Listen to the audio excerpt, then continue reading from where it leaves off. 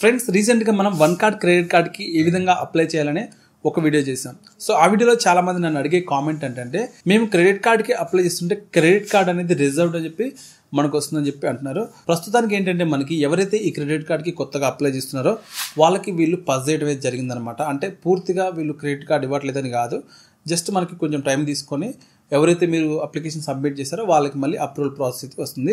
అసలు యాక్చువల్లీ ఈ one card credit కార్డ్కి ఎందుకు అప్లై చేస్తుంటారంటే, దీంట్లో మనకి డైరెక్ట్ లిమిట్ వస్తుంది.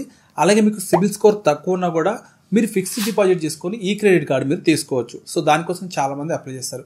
అలాగే మీకు ఒక ఫిక్స్డ్ డిపాజిట్ క్రెడిట్ కార్డు కావాలనుకుంటే నేను దాని గురించి ఒక వీడియో చేశాను. HDFC Tata neo infinity credit card అనమాట. సో ఈ క్రెడిట్ కార్డులో కూడా మనం ఫిక్స్డ్ డిపాజిట్ చేసుకోవచ్చు. అలాగే దీంట్లో ఇంకొక వేరియంట్ కూడా ఉంది, ప్లస్ క్రెడిట్ కార్డ్. సో ఈ రెండింటిలో ఏదైనా ఒక క్రెడిట్ కార్డ్కి మీరు అప్లై చేసుకోవచ్చు. సో ఫ్రెండ్స్, ఇది వన్ కార్డ్కి సంబంధించిన ఇష్యూ అయితే ఆల్రెడీ నేను వీళ్ళ కస్టమర్ సపోర్ట్తో కూడా మాట్లాడాను. ఎందుకంటే నా దగ్గర క్రెడిట్ కార్డ్ ఉంది కాబట్టి డైరెక్ట్గా యాప్ నుంచి వాళ్ళతో చాట్ చేస్తే వాళ్ళు నాకు ఈ విషయం చెప్పారనమాట. ప్రస్తుతానికి దీన్ని పస్ చేశారు, తర్వాత దీన్ని మళ్ళీ మనకి ఎప్పుడైతే వస్తుందో అప్పుడు ఇన్ఫార్మ్ చేస్తామని చెప్పారు. ఎవరైతే ఈ క్రెడిట్ కార్డ్కి అప్లై చేశారో వాళ్ళకి మళ్ళీ నోటిఫికేషన్ అయితే వస్తుంది వన్స్ ఇది మనకి మళ్ళీ వచ్చిన తర్వాత.